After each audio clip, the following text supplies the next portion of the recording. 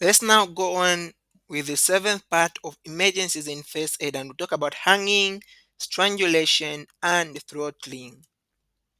When you get to exert pressure on the outside of the neck, the airway is going to be squeezed and the flow of air to the lungs is going to be cut off.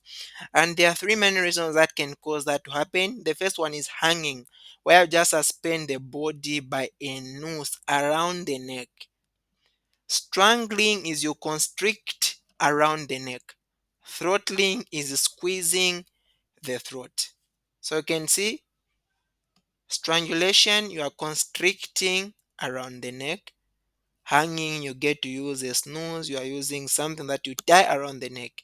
And then throttling is you are getting just to squeeze around the neck. Okay. Hanging and strangulation, these two may occur accidentally. For example, you have got your necktie on and can just end up constricting you if, let's say, it just goes into the machine that is rotating and then it gets to push or to get to squeeze your neck.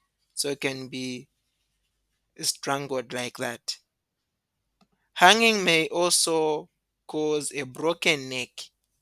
So the casualty must be handled carefully after hanging. What are some of the signs and symptoms? So, if someone has been hanged, constricted, or even strangled, there can be a constricting article around the neck. You can have marks around the casualty's neck where a constriction has been removed, and even breathing, impaired consciousness.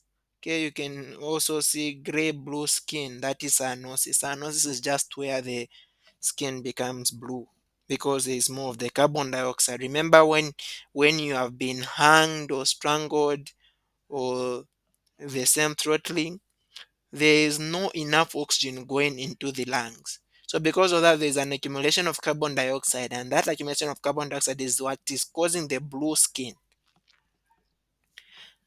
Another sign will be congestion of the face with prominent veins. The veins become more prominent and you're going to have tiny red spots on the face or on the whites of the eye.